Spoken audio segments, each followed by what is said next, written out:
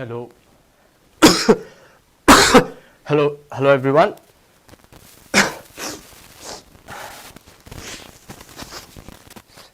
Welcome to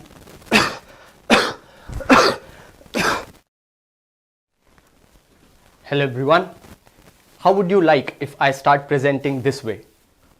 Not cool, right? But I think that soon a stage might appear where I might end up presenting like this. The reason? Delhi's worsening pollution. It has started to affect everyone's life and the situation is becoming worse from the bad situation. So what are we doing today?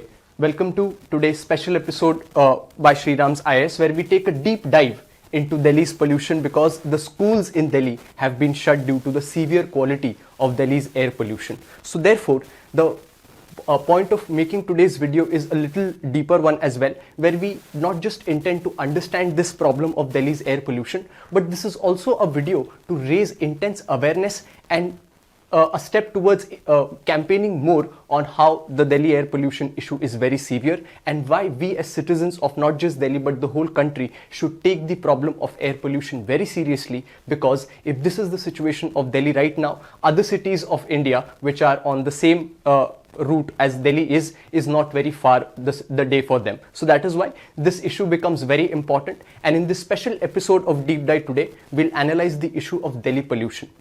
So let's start our discussion by understanding the basics of air pollution first. When we talk about air pollution in everyday governance, we employ certain tools to measure this pollution. So essentially what can be known as pollutants present in the air which affect human body is the basis of air pollution. But how do we measure air pollution when we talk about this concept in everyday life? So one such concept is the air quality index. The air quality index can be called as a tool to measure the quantity of polluted air, how much pollutants are present in the air matter. So this AQI is an index for reporting daily air quality, and it focuses on health effects one might experiences within a few hours or a day after breathing polluted air. So this AQI helps us to take a measure of how much air, how much is the air polluted, and it essentially measures 8 pollutants in the air, which means that if the air contains these 8 major pollutants and in an excess amount, we can say that the air is polluted. And what 8 air pollutants does this index measure? One is the ground level ozone air. Second is the PM10. Now what is the PM10? PM10 or particulate matter 10 is nothing but those fine particles which are less than 10 microns. So therefore the short name given to them, PM10. These are very fine particulate matter. And then when we talk about PM2.5, this is also very fine particulate matter, but again less than the size of 2.5 microns. So these are even finer particles. Then it measures carbon monoxide, sulfur dioxide and nitrogen dioxide, ammonia and lead. These are the major pollutants that the AQI measures, and that is why by getting a reading of the AQI we can understand how much polluted the air is right now. So to keep this in context, the Delhi NCR region is facing AQI more than 400, which has placed it in the severe category, and that is why schools have been ordered to shut in the city, and many trucks who employ from outside the city are therefore barred entry into the city right now. So this is the problem of air pollution and how we use AQI to measure the pollution. Then we have another concept of the SUFFER system. What is the SUFFER system? The SUFFER or System of Air Quality and Weather Forecasting and Research, or shortly named as SUFFER, is a national initiative introduced by the Ministry of Earth Sciences, MOES, which is essentially a air quality early warning system. What this means is that the SUFFER is an indigenously built tool to measure the air quality and to give us an extent of how much the air is polluted. So it's a air quality early warning system, and it monitors all weather parameters like temperature, rainfall, humidity, wind speed, wind direction, UV radiation and solar radiation as well. And apart from that, it monitors the pollutants, which are again PM2.5, PM10, ozone, carbon monoxide, nitrogen oxides, sulfur dioxide, benzene, toluene, xylene and mercury. So as we can see, the pollutants measured by the SUFFER system are more than what the AQI index measures. and this system is also accepted by the World Meteorological Organization. So how do we come to know about what the reading is? We see certain display boards all around the city. This is one of this is present in Delhi, and it gives us the measure of how much the pollutants are present in the air and what is the air quality right now. If it is good, moderate, poor, very poor, then it goes to severe and very severe category. So the air quality right now in Delhi is being placed in the severe category.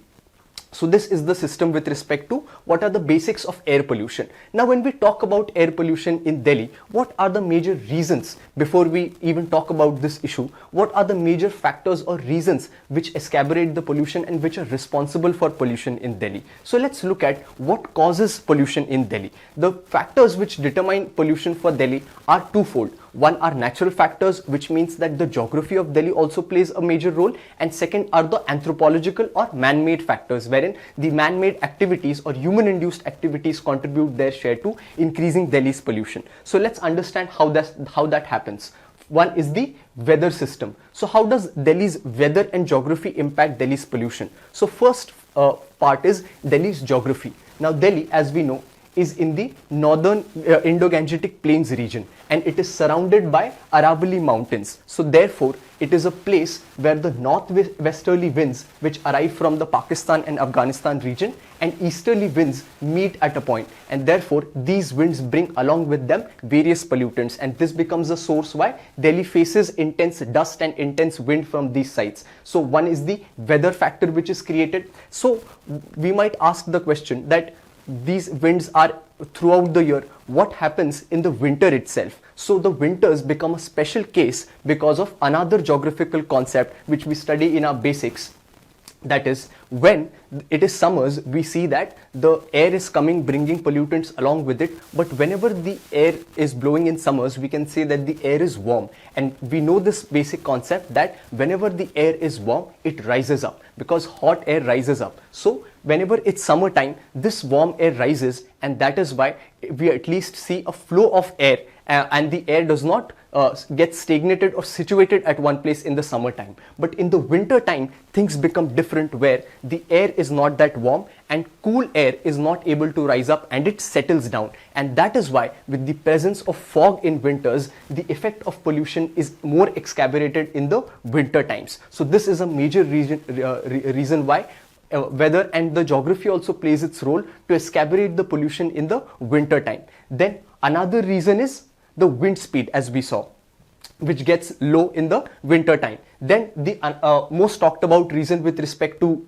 the air pollution is always given as the stubble burning, which means that the leftover paddy straw, the paddy crop that is grown in the region of Punjab and Haryana, after the harvest of the crop, the straw that is remaining of this crop is used is there in the fields, and before the farmers sow their next crop, this straw is burnt, and this is what causes the pollution and brings polluted air from the regions of Punjab and Haryana into the regions of Delhi. And this is being touted as one of the major reasons and is oftentimes attributed more importance than it usually gets, because it usually deserves, because the major reason for Delhi's air pollution is not just stubble burning, but there are other reasons as well. But still, stubble burning from these places at least contributes to Delhi's pollution from 17 to 26% as carried out by an IIT Kanpur study. So we saw two reasons. One is the natural reasons, that of Delhi's geography. Next is stubble burning. Then we have a major contributor of Delhi's air pollution via the vehicular pollution. Those vehicles which operate in Delhi. Now, Delhi as a city that is being developed carries massive population, and this can be attributed to the ill-conceived plans of development in a longer term, where as in India, in terms of development, only certain clusters are getting developed, and that is why when such clusters will be developed, most of the population will come and get situated in these regions, and that is why the vehicles operating in this region become much more than what this region can tolerate. That is why the vehicular pollution gets increased, and that is why we see the odd even scheme which the Delhi government promulgates during this time. So the dust and pollution contributes 56%, and vehicular pollution contributes 20% of the PM 2.5 levels. So the vehicular pollution is also a major factor.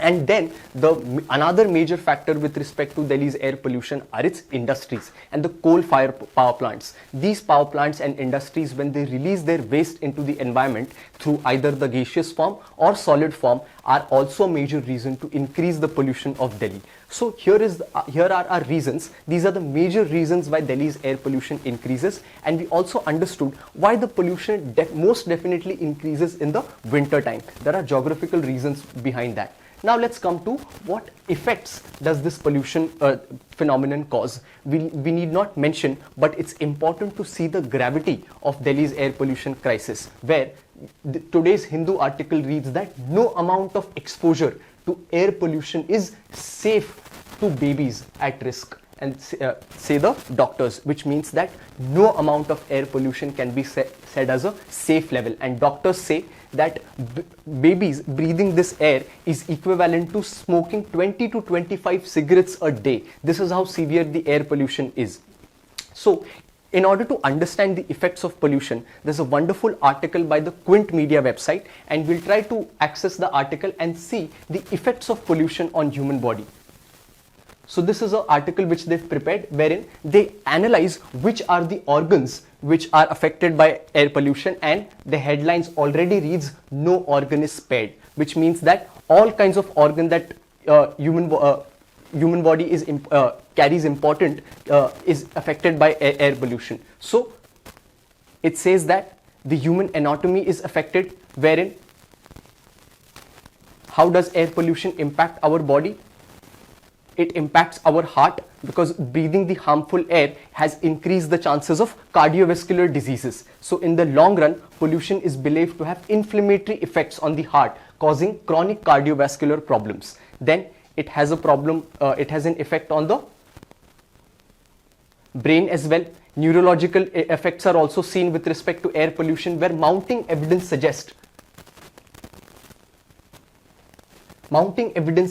exposure to lead, PM2.5 particles and ozone from air pollution may be a key factor in causing increased risk of stroke, cognitive issues like dementia, Parkinson's disease, Alzheimer's. These are serious impacts that the air pollution has on the brain.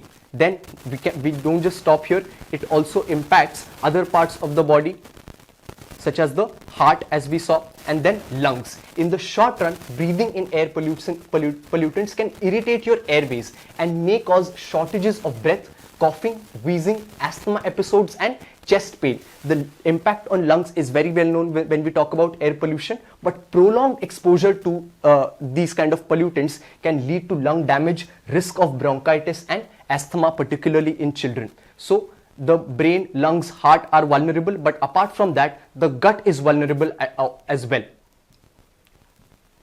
How the ecosystem in our guts is extremely complex. It is hence difficult to pin down exactly what is causing a disbalance and stomach issue. So therefore, urban airborne particulate matter ingested via contaminated food can lead to inflammation in the gut and alter gut microbiome and immune function. So the effects of air pollution can be seen on our stomach and digestive processes as well.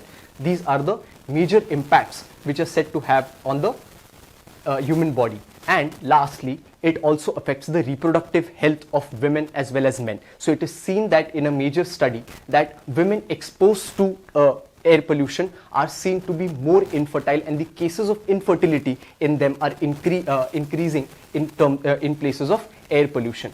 Not just that, what other impacts does this air pollution cause on human beings? Let's look at some data for that.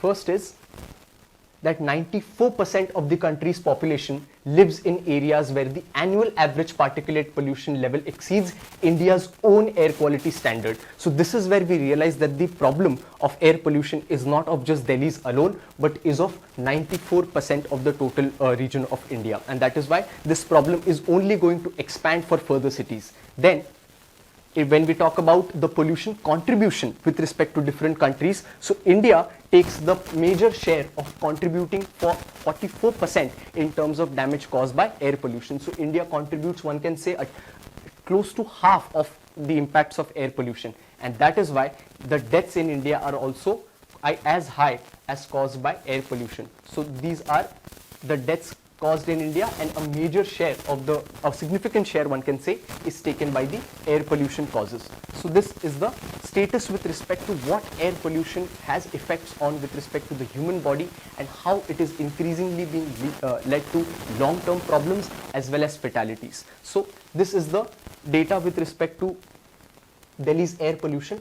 And now let's come to the fact where what efforts are being taken by the government when it comes to curbing this pollution. So the problem of pollution has taken its course majorly from the last 5 years, and the governments of this state, that is the Delhi government and the central government, have also come into, one can say, their responses have been starting since the similar time, and therefore there are many efforts that the government is taking right now in order to curb the pollution. So one is setting up a green war room. This has been set up by the Delhi government, which means that there would be a dedicated team to monitor all these air quality parameters and to take respective action. Then for the stubble burning issue, they have introduced what is known as a biodecomposer solution, which means that this kind of solution would be sprayed on the paddy straw, and that's how it will get decomposed, saving the need to burn the paddy straw. So this is another step that the government has taken. Next is bringing water sprinklers and anti-smog gun. These are the two tools which the Delhi government has introduced in order to increase the water vapor in the air to settle down the dust and bringing out anti-smog guns. Now what is smog? Smog is something which is made from the fog and smoke. When smoke and fog are mixed together, what we get is smog, which is a prominent feature in Delhi's air pollution, and the anti-smog gun is fired at various places to get rid of the smog.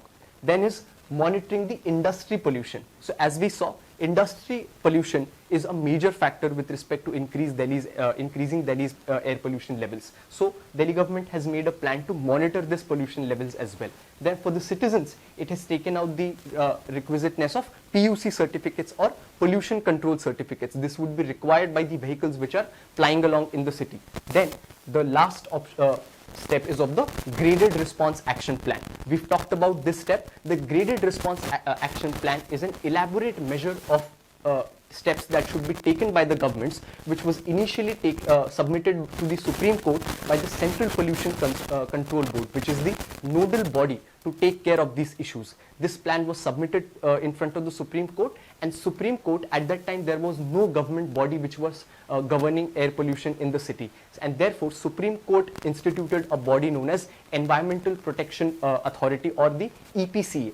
The EPCA worked for 1 or 2 years, and later on a statutory body was substituted with this Supreme Court mandated body EPCA, and the new statutory body is known as the CAQM, or the Commission of Air Quality Management. The Commission of Air Quality Management, one can say, is the premier body right now which is dealing with the task of reducing pollution in Delhi. So the graded response action plan is handled by the CAQM, or the Commission on Air Quality Management. Now what is this graded response action plan?